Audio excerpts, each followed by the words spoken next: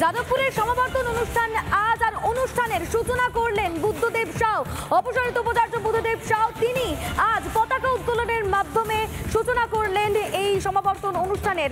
যাদবপুরের মঞ্চে পৌঁছে গিয়েছেন বুদ্ধদেব সাউ, সেই ছবি আমরা আপনাদের সামনে তুলে ধরবো।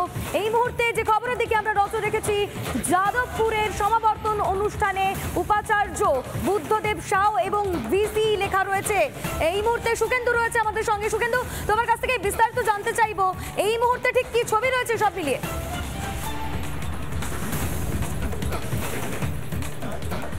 দেখো, ঠিক সকাল 10টার সময় আর মিনিট 20 পরে যাদবপুর বিশ্ববিদ্যালয়ের সমাবর্তন অনুষ্ঠান শুরু হওয়ার কথা। তার আগে একাধিক বিষয় নিয়ে প্রশ্ন উঠেছে যে সমাবর্তন অনুষ্ঠান কি হবে, সেখানে বুদ্ধদেব সাউয়ের ভূমিকা কি হবে, এটাই হচ্ছে সবচেয়ে বড় প্রশ্ন। এবং বারবারই এক প্রশ্ন করার পর তিনি বলেন যে কোর্ট মিটিং। ঠিক যে মঞ্চ রয়েছে, মঞ্চের পিছন দিকে ওখানে একটি ঘর রয়েছে, সেখানেই ইতিমধ্যে কোর্ট মিটিংয়ের কথা বারবার বুদ্ধদেব সাউ বলছেন, সেই কোর্ট মিটিং চলছে। তার আগে তোমাকে মঞ্চের একটা ছবি দেখাবো, যেখানে মঞ্চে যে চেয়ার রয়েছে এবং চেয়ারের সামনে যে প্ল্যাকার্ড রয়েছে, সেখানে লেখা রয়েছে professor Buddhadeb Sau vice chancellor, অর্থাৎ উপাচার্য হিসেবেই তার নাম রয়েছে এখনো পর্যন্ত এই চেয়ারটিতে। এবং ঠিক তার পাশের চেয়ারে রয়েছেন ডক্টর সিভি আনন্দ বোস, অনারেবল চ্যান্সেলর, অর্থাৎ যাদবপুর বিশ্ববিদ্যালয়ের আচার্য হিসাবে সিভি আনন্দ বোসের নাম রয়েছে এবং সেটাও চেয়ারে রয়েছে। দুটো পাশাপাশি চেয়ার, এবং সেই ছবি এই মুহূর্তে দেখতে পাচ্ছ রিপাবলিক বাংলার পর্দা। এবং যে বিষয়টা অত্যন্ত গুরুত্বপূর্ণ, যে বিষয় যে এখনো পর্যন্ত উপাচার্য হিসাবে বুদ্ধদেব সাউয়ের নাম কিন্তু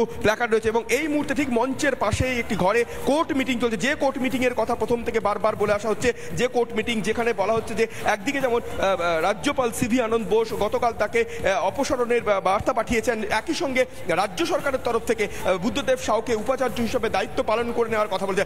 এই দুটো চিঠি আজকে যাদবপুর বিশ্ববিদ্যালয়ের যে কোর্ট মিটিং, সেই কোর্ট মিটিংয়ে তিনি পেশ করবেন। এবং তিনি বারবার একটা কথা বলছেন, আইনের পথেই চলবে এবং আইনের মেনেই তিনি করছেন। তিনি কোনো জায়গাতে আইন লঙ্ঘনকে, কাল থেকে 2 থেকে 3 বার আমরা তার সঙ্গে যোগাযোগ করি এবং তার 2-3টা এক্সক্লুসিভ ইন্টারভিউ, সেখানে তিনি পরিষ্কার বলেছেন যে তিনি কোনোভাবে আইন ভাঙেননি এবং আইন যেটা আছে সেই মোতাবেকই সমস্ত রকমের কাজ হবে। কিন্তু তার কাছে সবচেয়ে গুরুত্বপূর্ণ যে বিষয়, অধ্যাপক হিসেবে যাদবপুর বিশ্ববিদ্যালয়ের অধ্যাপক হিসেবে তিনি বলছেন যে সমস্ত ছাত্রছাত্রী অর্থাৎ পড়ুয়ারা যারা সম্মানিত হবেন, তাদের ভবিষ্যৎ এবং তাদের বিষয়টা অত্যন্ত অগ্রাধিকার। বৈঠক চলছে এবং মঞ্চের পাশেই চলছে সেই বৈঠক।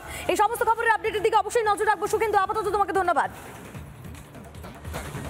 বুদ্ধদেব সাউ, যাকে রাজ্যপাল নিজেই অ্যাপয়েন্ট করেছিলেন অন্তর্বর্তীকালীন ভাইস চ্যান্সেলর হিসাবে, তার বিরুদ্ধে কোর্টের অর্ডারকে অমান্য করার অভিযোগ রয়েছে। এত তাড়াতাড়ি বিদায় করে দেওয়ার মতো কি পরিস্থিতি তৈরি হলো? আমি এমন কিছু করিনি, এরকম কোনো ঘটনা ঘটার মতো বলে। চোরদেরকে বাঁচানোর জন্য তো অনারেবল চ্যান্সেলর ভাইস চ্যান্সেলর নিয়োগ করেননি। সমাবর্তনের আগের রাতেই 8:17 রিপাবলিক বাংলায় খবর ব্রেক করে।